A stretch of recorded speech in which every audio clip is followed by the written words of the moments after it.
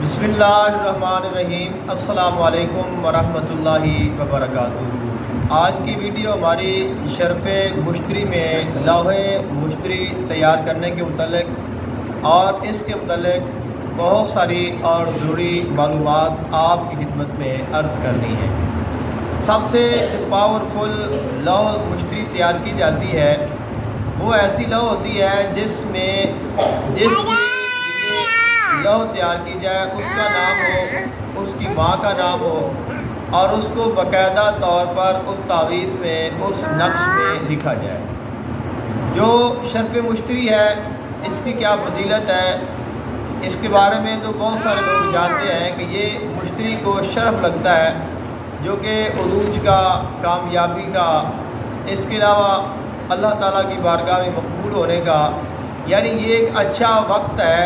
अपनी हाजात, अपनी ख्वाहिशात और अपने मकासद को पूरा करने के लिए। तो मुश्तरी सितारा ही चूँकि इन चीज़ों का है, तो जब ये शरफ़ में होता है तो फिर इसकी जो फजीलत और इसकी जो तासीर है वो ज़्यादा हो जाती है। तो अब हमारे पास वैसे तो टाइम बहुत कम है,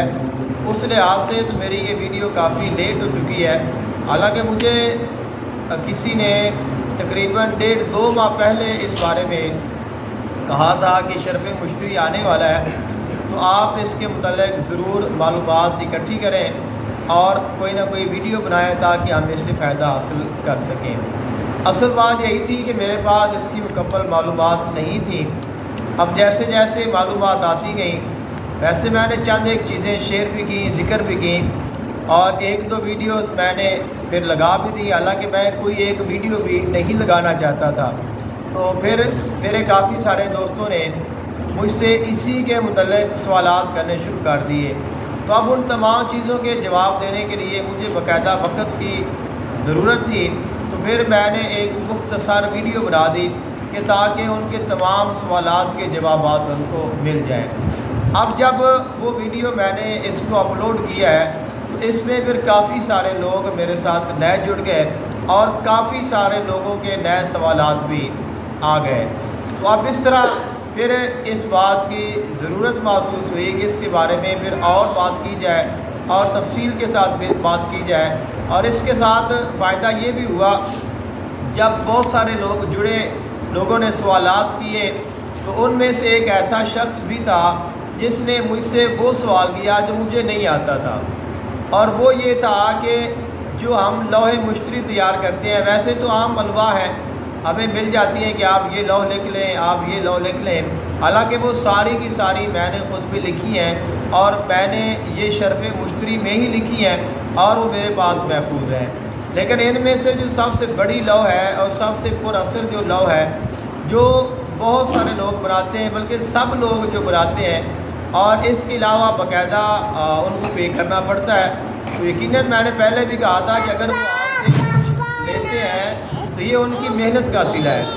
मैंने जब इसको सीखा है और मैंने इसको तैयार किया है तो काफ़ी सारा वक्त भी लगा है, बहुत सारी इस मेहनत भी लगी है। तो वैसे तो मैंने जिन लोगों के लिए इसको तैयार किया है मैंने उनसे कुछ भी नहीं लिया है,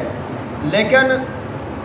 जो लोग ये बाकायदा मेहनत कर रहे हैं, अगर हम उनको कुछ दे भी देंगे तो इसमें कोई हर्ज नहीं है कि जो मेहनत करता है अगर वो अपनी मेहनत का आपसे सिला मांगता है तो आपको ज़रूर देना चाहिए। और फिर अगर आपको इतनी आला और इतनी नायाब चीज़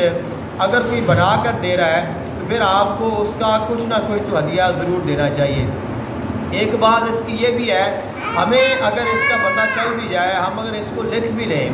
लेकिन वो शख्स जो कि बाकायदा अमलियात के साथ ताल्लुक़ रखता है, रूहानियत के साथ ताल्लुक़ रखता है या आमाल करता है, या वो इस चीज़ का माहिर है, उसके पास बाकायदा रूहानियत है, तो उसके हाथ के लिखे हुए नक्श में और हमारे हाथ के लिखे हुए नक्श में भी बहुत ज़्यादा फ़र्क होता है। क्योंकि हम तो एक नॉर्मली आम लोग हैं, लेकिन वो तो उसका ये एक बाकायदा वो इस चीज़ में महव है, वो ये काम करता है और अल्लाह ताला ने उसके हाथों में शिफा रखी है। तो उसका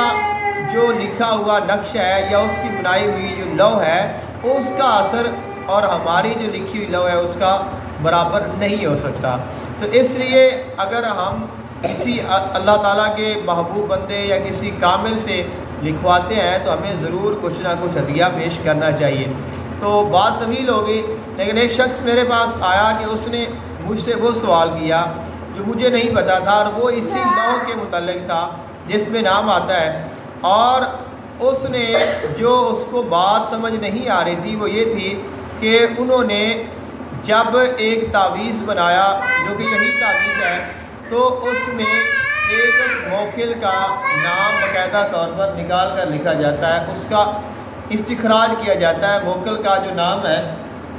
اس کو لکھا جاتا ہے، اس کو باقاعدہ نکالا جاتا ہے، اور اس کے حساب کے ساتھ آپ ادھر آ جاؤ، میرے پاس آ جاؤ، ادھر آ جاؤ، ادھر آ جاؤ، ادھر میرے پاس آ جاؤ، آ جاؤ میرے پاس آ جاؤ، ادھر آ جاؤ، یا ادھر دیکھنے دو، ان کچھ نہیں ہوتا، آپ میرے پاس آ جاؤ، پاپا کے پاس آ جاؤ جی، چلو اب یہ موکل کا جو نام ہے یا یہ جو موکل ہے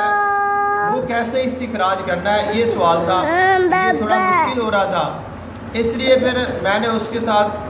کافی وقت بحث کی، اور اس چیز کے بارے میں پھر باقاعدہ مجھے اس نے کتاب بتائی، پھر وہ کتاب ہم نے ڈاؤن لوڈ کی، پھر ہم نے اس کتاب کو پڑھا، تو بالآخر اس کا نتیجہ یہ نکلا کہ ہمیں اس کے موکل نکالنے کا طریقہ بھی آ گیا،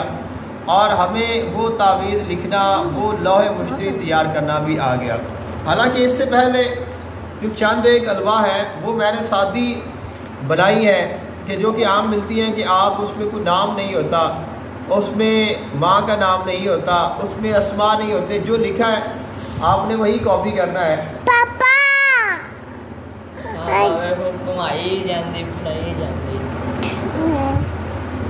اور اس کے اعتبار سے آپ کی جو لوح ہے وہ تیار ہو جاتی ہے، لیکن اس کے ساتھ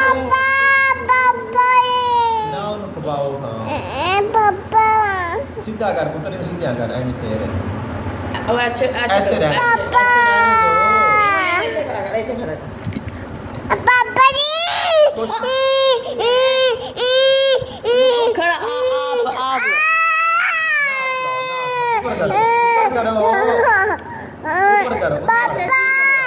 اوپر کرو،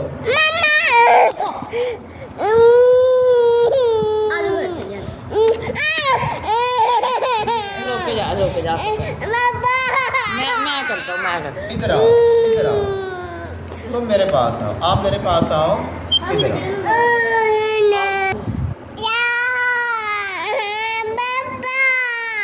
بس دیکھو ادھر، دیکھو درمیان ویڈیو بن رہی ہے، دیکھو، شاباش، دیکھو خاموش ہو کے دیکھو، ہاتھ نہیں لگانا، ہاتھ نہیں لگانا، چلو دیکھو جلدی بھائی۔ تو پہلے تو ہم بالکل سادی تحریر کر رہے تھے، اس کے بعد ایک لوح ہے جو کہ اسماء باری تعالیٰ کے ساتھ نام کی اعداد کو شامل کر کے بنائی جاتی ہے۔